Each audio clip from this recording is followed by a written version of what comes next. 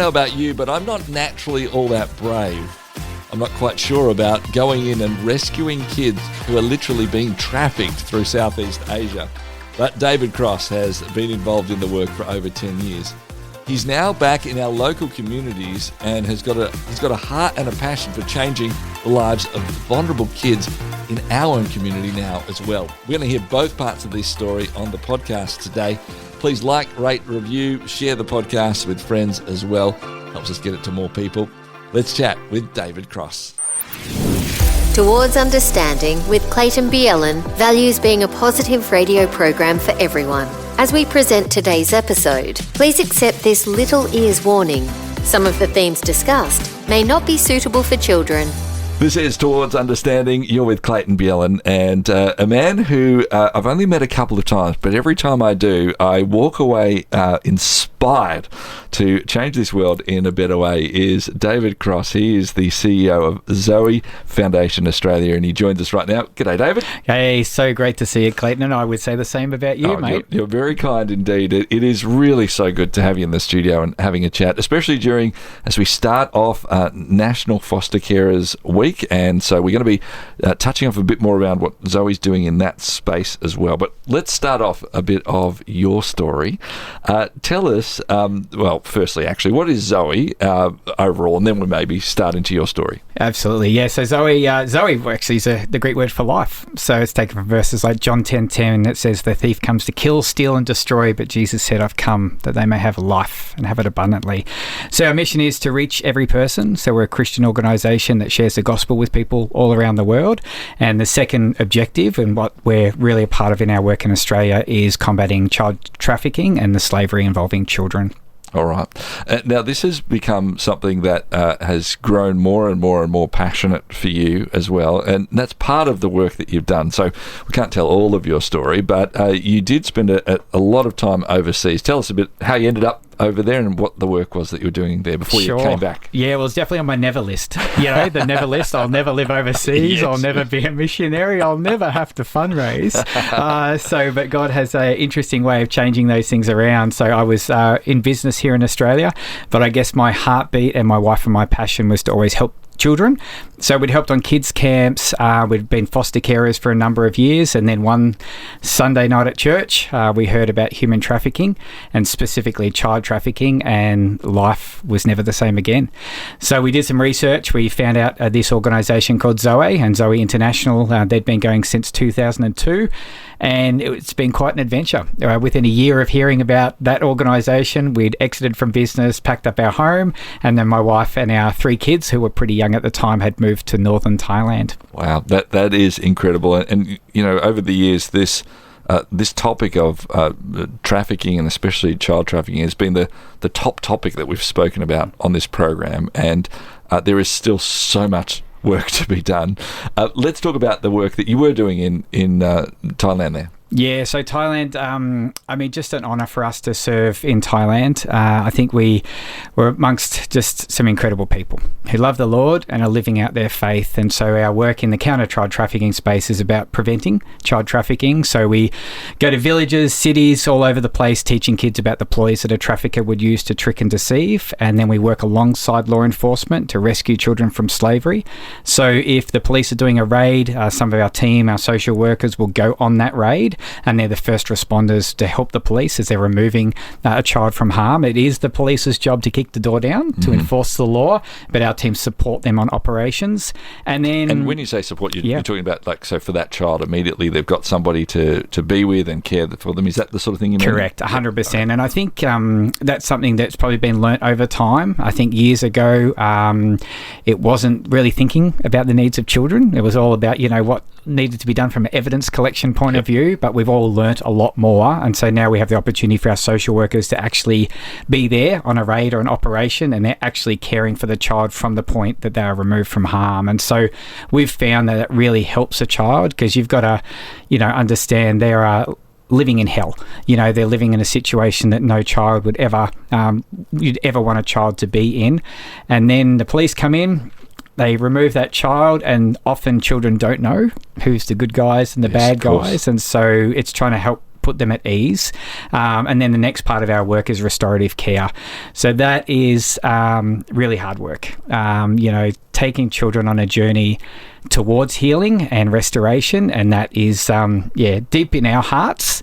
But also, it's quite a journey that you go on with children. Yeah, I'd imagine it takes a lot of time, and there is a lot of ups and downs, and there's a lot of distrust, and then trust being built, and then maybe feeling like it's gone, and all those sorts of things that happen. Yeah, 100%. And I think this is the journey for us. I think if you only worked on the rescue side, I don't know, it's really hard, right? You're seeing a lot of darkness, but we've rescued kids from some of the hardest places. Kids will come in and some of them won't have eaten, and so they'll just gouge their food to the point that they'll be physically sick because they're never sure where the next meal's coming from.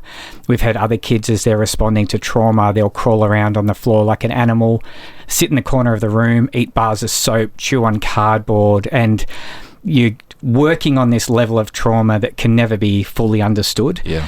But by the grace of God, I think because we're working the restorative care, you get to go on a journey with these children and watch them go into adulthood.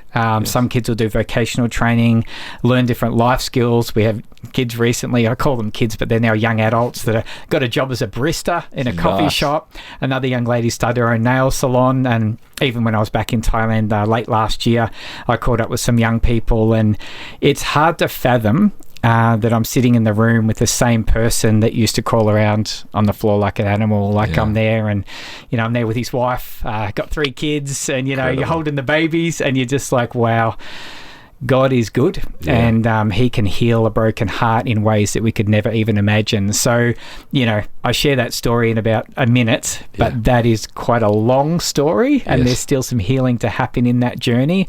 But by the grace of God, we see kids continual heal from trauma. Yeah. You used the phrase restorative care versus care. Why is that?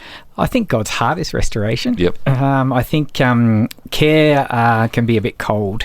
So when you're talking about restoration, you're actually talking about every area of a child, from their mind, their body, and also spiritually, like how do kids heal? And so kids all go on their journey with that. And I think when you're talking about restoration, that is deep in God's heart. That's that. It's not just about, our work has different parts to it. There's the legal process with law enforcement and working with the prosecutor, for justice, and that's part of it. But restoration isn't just about the legal process. It's actually about seeing that child is created in the image of God and them learning who are they created to be. I've seen kids that have never touched a guitar before, as part of therapy, the guitar's sitting in the middle, and then they've become incredible musicians. And you think that's a gift that God's given them, that they've had this opportunity to untap and unlock, and it's just precious to see. We do vocational training, and so I remember when they were doing coffee and cakes, and so my job is so hard because I had to sample all these wonderful treats, but just seeing these different creativity in children, even with cake decorating, it's not just a bit of fun.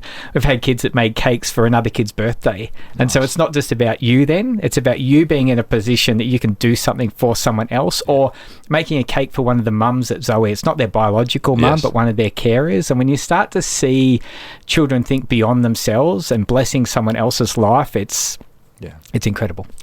The other part that you mentioned briefly at the start was part of that work was going in and giving ideas to different villages and wherever it might be, to say, hey, look, this is how people who are trying to traffic people who actually, this tactic, or they use this tactic.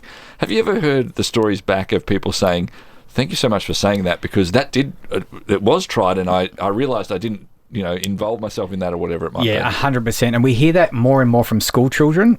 They've met people online and thought that this was someone who was legitimate, and then they've realised through education, because the thing about those that want to exploit children is they continue to morph their tactics. And so if we talk about northern Thailand, technologies come really fast, data plans are very cheap, and so people can get access to children that they never were able to previously.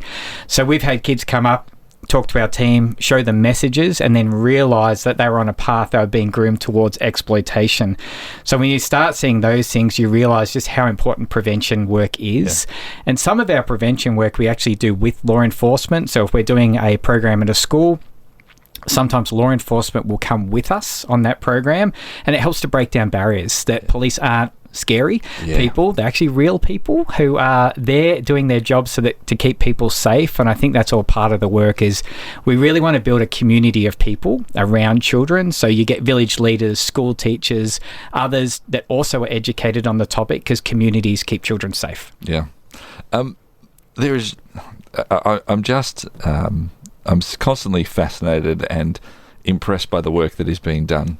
I'm equally disgusted and to think through that there's somebody who's coming up with new ways to work out how I online can best get a child to literally destroy their life, but it will give me a small profit for a time. How do you cope, as you've worked in this space for a long time, with that, just the deep darkness that people are not considering other people of any more than a couple of bucks worth of worth, and that's it. But their life could be ruined forever. How do you cope with that as you go through? It's been a journey. Can I say it that way? I think that when I first started, our passion and heartbeat is to care for children. And so with the adults and the perpetrators, that's a really hard space to think about. It makes me mad, and I get very upset and very angry. I remember we did a case where there was a court hearing, and our child that was testifying was separate. I remember one of our staff going up to where the perpetrators were and sharing her faith in God with him. And I didn't know how I felt about that, because I was like, no, we can let that one go. But it's really interesting. God's really convicted me on that, because he talks about it's not his will that any would perish. And that's a really hard place to sit. But often what we find is adults that perpetrate crimes against children had crimes perpetrated against them when they were children, or have been victims of family violence or other things that have happened in their journey. So there's often really complicated reasons of why did someone even do this. I have to just choose to get up in the morning, and I believe there's more good guys than bad guys, and I believe there's more good people that want to do really great work. And so I sort of temper this journey of being like, our role and the calling that we've got is to care for children and keep them safe, and there's other people's role that is to do the prosecution process.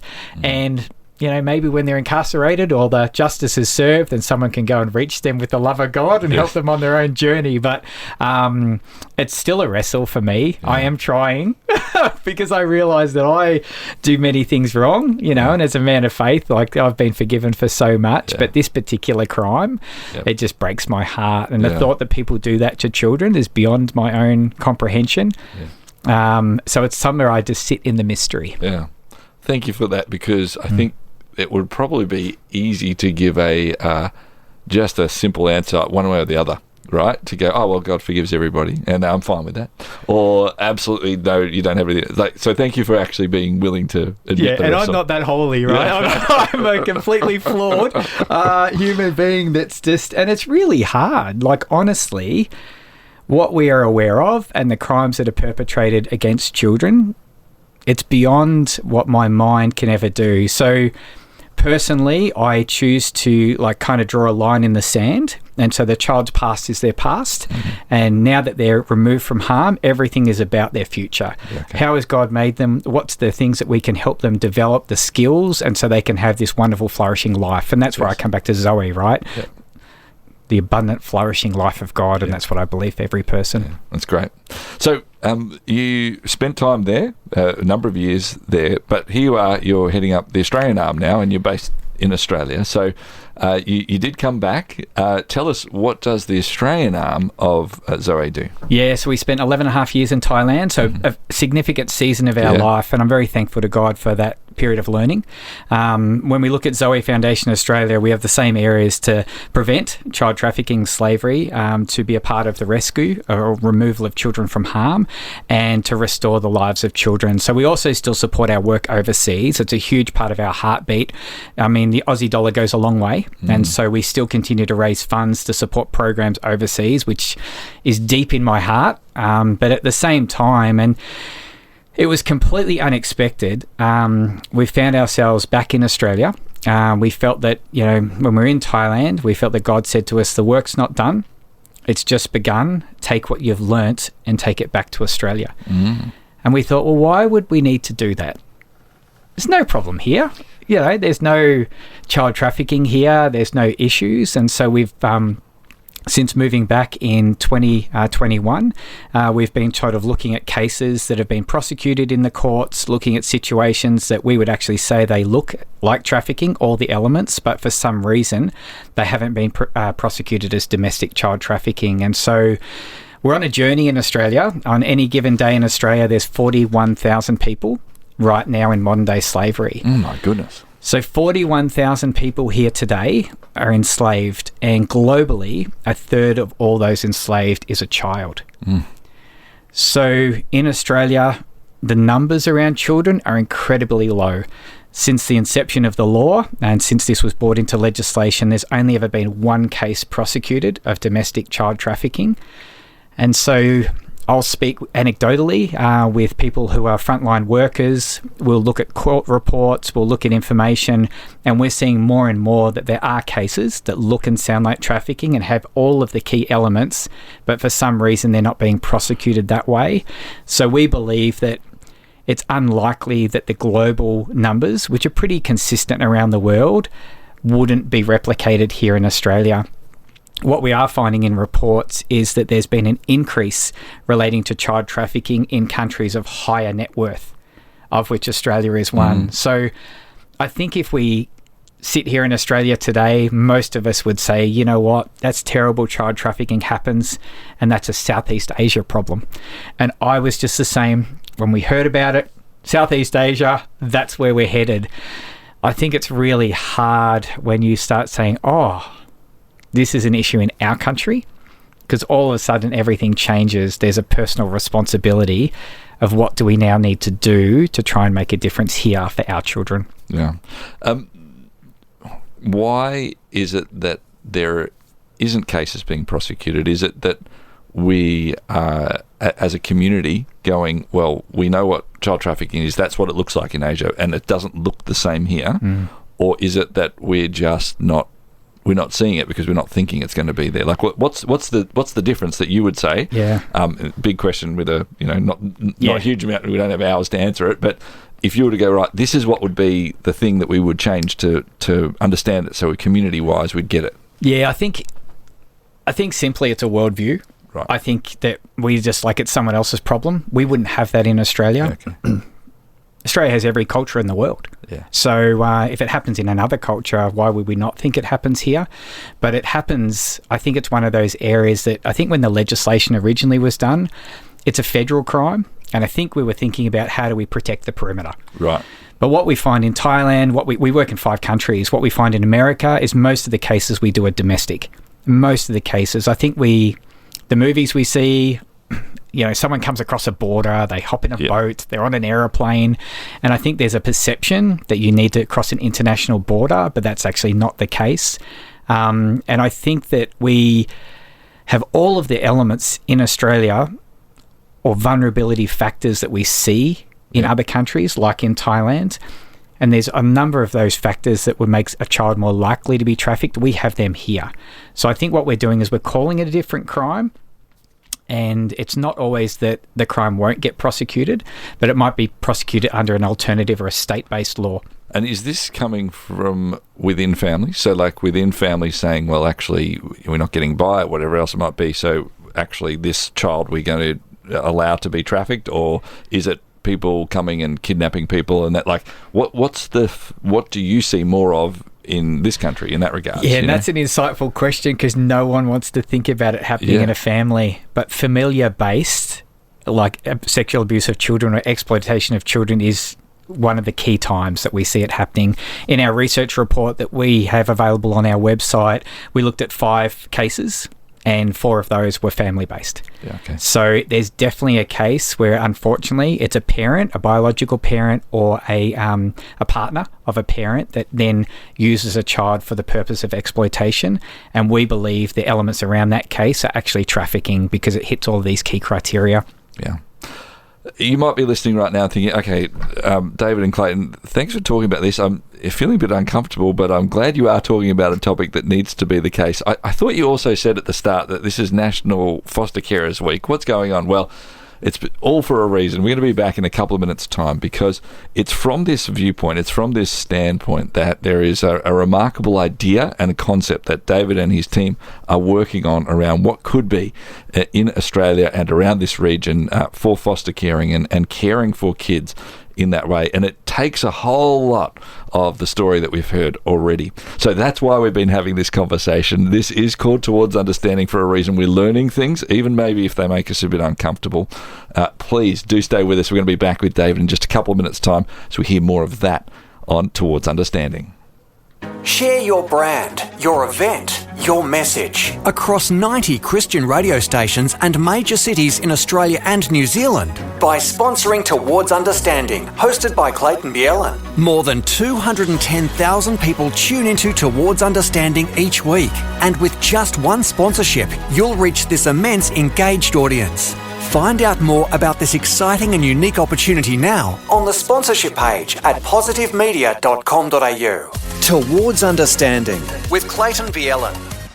This is Towards Understanding. You're with Clayton Bielan, and the CEO of Zoe Foundation Australia, David Cross, is in the studio with us. Now, we know that this program goes around Australia and New Zealand. We've been talking, obviously, more about Australia because that's where you're heading up, David. We've been talking a lot about the child trafficking aspects and that there is actually things occurring in Australia in that same way, and it's unpleasant to think about, but it's important that we do talk about it. Are you seeing and understanding that there's similar perspectives in New Zealand as well? Yeah, I think what we're seeing is globally, right? So in every single country we work, no country has got this worked out, right? So no country is like, hey, we've sorted this out. And no country wants to report on child trafficking, you know, when you think about GDP and all those areas. So I think in every jurisdiction where we work, and this would relate specifically to New Zealand as well, there's gaps in legislation and there's challenges around definitions. And so what we all have agreed to is a Palermo Protocol. So we're looking at the United Nations definition. Then as countries have brought that into legislation, it's been a lot harder to work out how does that fit within their own laws. And so it's definitely a challenge. Yeah. I had never thought about the fact that, of course, countries wouldn't want to start reporting it, right? That actually, that's an interesting, like, you know, you need somebody, I mean, it's sort of accountability on anything, isn't it, right? Like, if I want to actually change, I have to start, you know, I want to lose weight or whatever it might be. I have to actually go, well, where am I? Yep. What am I going to do? What are the things I'm doing wrong? And what are the things I need to do to improve, whatever it might be. But I hadn't thought about it from a country to say, actually, we would, I think every country would probably want to say, we want to change this, we want to make it better. But no one wants to say, oh, actually, we've got a problem that last year you thought we didn't have, and now we've got all this big problem. Absolutely. How do you overcome that? Well, yeah, that's so part of the problem, and so this is why research has been done. So Walk Free Foundation, they research every single country in the world. So if you're sitting there today thinking there's no way those numbers that, you know, are being said are right, you would be welcome to go into Walk Free Foundation. They have what's called the Global Slavery Index, and they evaluate every country of the world. So basically, they have a methodology, and they look at risk factors, they look at a whole lot of metrics, and then they say this is the likelihood of that many, you know, what's the percentage of people in trafficking and what would be the numbers. And so that's available for every country. Yeah. So if someone's just joined us, let's quickly recap what we chatted about before. You and your family felt really convicted to go and live over in Thailand. You worked with Zoe there, and the remarkable work of helping kids understand what some of those grooming techniques, and so they could avoid that, but also going and rescuing kids out of that, and then doing restorative care for them, which is a long journey over many years of kids who have been trafficked, and bringing them out and taking them through all of the psychological and the spiritual and the emotional and the mental and the physical recovery and restorative work that is happening. Felt you should come back to Australia, look at that here. You've discovered that this is happening in Australia in the same way. But we did say it's also, you know, the start of National Foster Carers Week, and there's a heart for you around that. So could you bring sort of these together for us a little bit? Because I think that's part of what I see your heart and the work of Zoe here in Australia is about, is trying to bring these sort of two together as well. 100%. And I'm a carer. I've been a carer for a number of years. And I think if we bridge those two things together, what we know is that people will want to harm children. They look for anyone who is vulnerable. And so when we look at what the Bible says about that, God says, he places the lonely in families. And so if there's a child who's not safe in their family, if they've been removed from harm, they are more likely or more susceptible to have someone that wants to do harm to children come and try and groom them or exploit them. So there's no one on-ramp, or there's no one direction that leads to a child ending up in child trafficking. However, when we're looking at that, there's lots of different factors that can happen in a child's journey. So being in out-of-home care would make them more vulnerable. There's no question around that. And so when we're talking about National Foster Carers Week, it's an incredible opportunity for us and those that are listening to say, okay, well, what could I do? Right now in Australia, we've got 46,000 children in out-of-home care. What we're seeing is the number of people who are willing to do foster care continues to drop year on year on year. And so what we're finding is that more and more children are being placed into alternative care arrangements, be that a residential care unit, which is like a house which has rotating staff that oversee children. So it's interesting that the United Nations Special Rapporteur that came out to Australia, she released a report in the start of January 2025, and she talked about how children in residential care are being bought and sold for commercial sex. She talked about how there's instances of children in Australia who seem like they're child trafficking victims, but they're not being identified that way. And a particular cohort that she was pointing out was saying kids in out-of-home care are more likely or more vulnerable or are currently being exploited and used in trafficking-based situations. And so that's when we start pulling these two conversations together.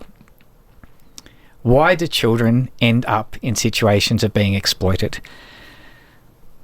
And that's a tough one to answer, right? So there's a lot of factors. We look at family breakdown being one of them, experiences of violence being another one. We look at education, lack of access to information, poverty, discrimination. So there was a graph put together by UNICEF in Southeast Asia listing all of these factors. But when I pick up that same graph and I bring it across to Australia or New Zealand, I'm like, wow, oh, do we have family violence? Oh, we do. Well, that's a factor that they say makes a child more at risk. Oh, do we have the breakdown in the family? Oh, yeah, we have that. Do we have discrimination? Do we have differences in pay rates? We have all of those factors in our country, here in Australia and also in New Zealand. So we're saying these are the factors that make a child more likely to be trafficked. We've got all those factors here. So then what will it take as a community to mitigate some of those factors? And so if a child is in out-of-home care, one day I'll tell you a story. I was coaching my son's basketball team, and I wasn't coaching my son's team. My son's team didn't have a coach, and I sat on the other side watching it, and I used to watch how during the game they didn't seem to get a very good deal from the referee. It seemed like the calls weren't, if there was any complaints, like a tech foul came out quite quickly. And I was watching it, and I watched the game get really out of control. A kid got hurt and he broke his arm, and I'm like, this is crazy. This is supposed to be a game of basketball. So I said to the young men, hey, how about I be your coach? The following week, I sat on the bench. All of a sudden, that group of young men had an advocate, and everything changed. The game was different. It was more pleasant to watch. It had a calmer, if there was a problem or a foul was in dispute, you could call a timeout, you could talk sensibly. And it's amazing what happens when a child has an advocate. Everything changes in their life. And so when you think about kids in out-of-home care, if they don't have a safe and trusting adult or someone who's journeying alongside them, all of the different elements in their life are more challenging. And we find that kids in out-of-home care have a much higher rate of dropping out of school. If a child goes into residential care units, 52% of them get a criminal record within 2 years. So this is national data. There's all of these outcomes. They're more likely, 30% more likely to be homeless when they exit out of home care. And this has flow-on effects for society. So when we're talking about, National Foster Carers Week and the need for more carers, this is, I believe, the mandate of every single Christian. when I've been reading my Bible and doing some study around this topic, God's got so much in the Word of God about caring for orphans, but there's really strong principles around caring for the vulnerable. And so kids in out-of-home care may have a living parent, but they are separated from their parents. And some of them are separated long-term. And when God talks about caring for the marginalised and the oppressed and taking the lonely and setting them in families, it doesn't, when I read it, it doesn't appear as a suggestion. Like, it's so strong the way it's put in the law in the Old Testament, and then Jesus takes it further and talks about, letting the little children come to him. And then you get to James 1:27, he talks about pure and undefiled religion to look after orphans and widows in their distress. So there's so much all through the scripture where it doesn't seem like caring for children and caring for the marginalised is optional. So what do I dream for? I dream for a day where every single church in Australia has so many families that are doing foster care that it's normal, that we have tailored all of our services, our kids programs, our language around that. So when we're doing that, there would be so many families doing foster care.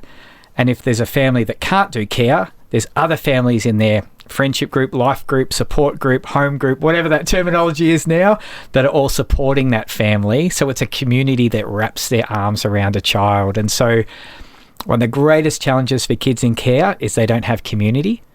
And I look at what the church is, and it is a community of people that love God, that wrap their arms around people and help to support them on their journey. Yeah, love that. We want to talk about your idea for this because it is stunning. Just as a sort of a segue to that, I want to jump back just a little bit to what you said. You talked about the fact that those in sort of a residential care, was that the right phrase? Yeah, residential care unit. Yep. Is, it was 50% get a criminal, 52% criminal record. I mean, let's just think about that. Like, kids who go in, over the majority will have a criminal record. A third will end up homeless. Like, this is awful statistics. Like, we can't let it just wash over us. Yep. Can I just quickly understand the reason? And then I want to spend most of the time on this the idea and the concept that you have. The reason that this is the case is because there's not enough foster carers. And so the government is essentially saying, well, we do have to do something with them. They're sort of trying their best, I suppose, in that sense. So therefore, we can't place these kids. So what we can do is put them in these rooms and have like staff who get around, but they're not necessarily there to care for them. I mean, they are caring for them, but it's not building a relationship, or that's not the key focus. It's to keep them physically safe as best they can in that regards. And that's why the environment's not actually growing a child. Like we all talk about, right? You grow a child up in who they are, then that's what it is. This is the formative years. Am I close to the better description of what's happening? And I think you're putting that you're exactly right. So we have a lack of foster carers. It's hard to be a foster carer, the way the systems works and allowances and all of that. And you got to have enough rooms in your house, and there's a lot of factors. The government and then kinship care is another model. So family, relative, or anyone known to the child. Right. But if there's no space, then a child will end up in a hotel room, an Airbnb, or they'll end up in a residential care unit. And so, unfortunately, a hotel room or an Airbnb by themselves? Or with, no, still with supervised staff, but the challenge is often around staffing. And so you'll get a temp worker or someone just to fill those gaps to try and make sure that someone is supervising that child. But you hit a critical word when you said that it's completely void of relationship. So children heal through safe and loving relationships. There's so much research out there about the effects of trauma on the brain and how the brain, I'll use a technical word, becomes mush. It becomes mush. The wiring that goes through, it should go from here to here and it doesn't. Yes. And that's why you get fight, flight and freeze responses in children. What we find is that, and this is obviously God's idea, is that relationships help a child to rewire their brain.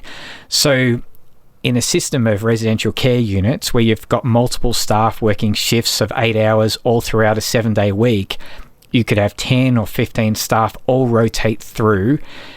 It's a very hard environment to have a child have a safe and trusting relationship. In addition to that, you're putting 4 to 6 children. Most of them now are around 4 children. It used to be 8, and then it went 6, and now they're 4. 4 children of high trauma backgrounds together.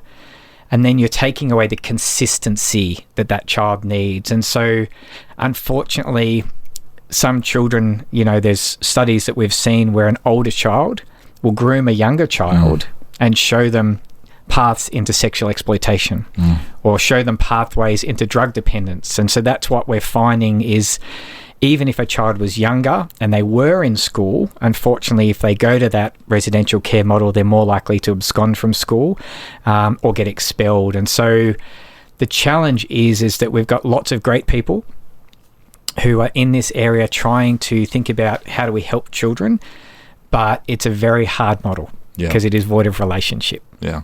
So we've been doing all of this as we build up to a moment because your concept and your idea is revolutionary in many aspects and sort of in other aspects, right? Like how are we not doing this? Could you take us through what you see and what Zoe is talking about and would love to see as a model as we go forward? Yeah, so our model is built specifically for children who've had the highest levels of exploitation. So these are the hardest kids to place. So if a child's been removed from a trafficking, slavery, sexual exploitation situation, very hard to put them in a foster home. Yes. What we're looking to do is build a new model of restorative care where we are trying to go against what we see with carers burning out. We're part of different groups and chat rooms and different things that you see through the amount of carers that we see that is just like, I can't do it anymore. I'm not a bad person. I've tried my best, but it is hard to be a carer. Yep. Carers often don't feel fully supported. So what we're looking to do is have find carers who would come on as staff working for Zoe. And then we have our own MDT, our own multidisciplinary task force. Their role is to provide support to the carer and the child. And so ours is a really different model. It's a very expensive model. It's different to what is currently being done out there. Having said that, residential care costs upwards of $660,000 per child per year. The more recent reports put residential care at about $1.2 million per child per year. So our model is certainly cheaper than that. But what we're looking to do is ensure what we're doing is really putting the carer and the child at the centre. So if a carer is supported, they're in a place that they can really give and care for the child. I mean, we're looking to pay our carers, and so that's a really different model. Our carers will be specialists, but we wouldn't say to a doctor, you're passionate about medicine, you go work during the day for free, and then at night you need to do a second job to provide for your family. We don't say to teachers, hey, you're great at teaching, do that during the day and here's a box of pencils. Yes. So we do that to our carers. So we're looking to say we value you. You will come on as a staff member, you will draw a salary for that role, and we will professionalise that role, but you will be accountable. We will train you and help you and support you because we want to make sure that you are safe and you are thriving, because it's a hard place. It's really hard. It's really hard to go on a journey to help a child heal from trauma. So the model we're doing is based on the work that we do internationally. So the work we do in Thailand is very similar to that. So we're contextualising that for Australia and looking to see how can we pilot this program in Australia with the hope of it being successful and then building that and replicating it in other parts. Yeah. When I first heard this, I'm like, this feels like a no-brainer, right? Like it's literally cheaper than what we've already doing and it's way better. So I can see that. I'm not very smart. Why is that not something that's being able to just sort of like those in the government or wherever it might be going, well, that makes sense. Like, what's the reasons that this doesn't happen? So we're on a journey. Yeah, okay. So we're, we only came back to Australia in 2021. Sure. So we're in a process of having conversations to move this model ahead. There's a couple of things that we need, and one is to make sure that we've got really strong, robust carers who are ready to go, so that as we begin this model, we will have our carers ready to receive these children. So the carers we're looking for, we're looking to lean on our faith community. We want them to be part of a local church where the church can also love and support them. We can love and support them, but we think churches are great. We think it's a great place for families to thrive with kids' church and youth ministry. So that's what we're looking for, is building more of our carers so that we're ready to go. So our support staff can do a great job in caring for our carers, who can then care for our children. So it is a journey.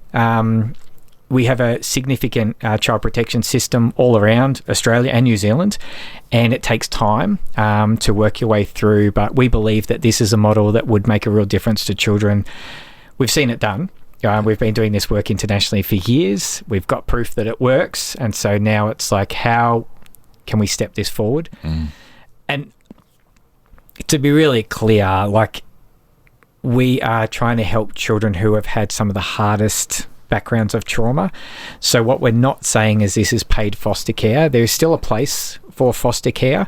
What we're looking to do is say this is a very unique program to try and help children who have had significant trauma. Yeah, rather than trying to do that through the standard foster care or a residential sort of care. And it's, if you had a child who had had significant sexual exploitation and you dropped them off on a Friday night at a family, in fairness, that would be quite hard for that family. That first 24 hours would be pretty challenging. And a lot of families have their own children as well. And so there's all those things that they're trying to work through.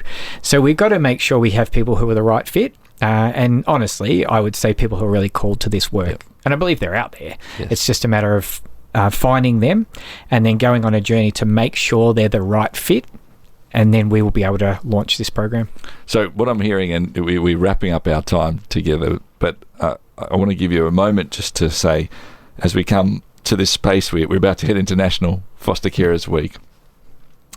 What is it that people should be thinking and doing? They're inspired about what it is. Is one of them, actually, if they feel like they're one of those people that you just said, to get in contact with you, is that one of those things? Yeah, sure. I mean, that sounds great. Yeah, let's do that as number one. But I also think, so, what's the next steps for people?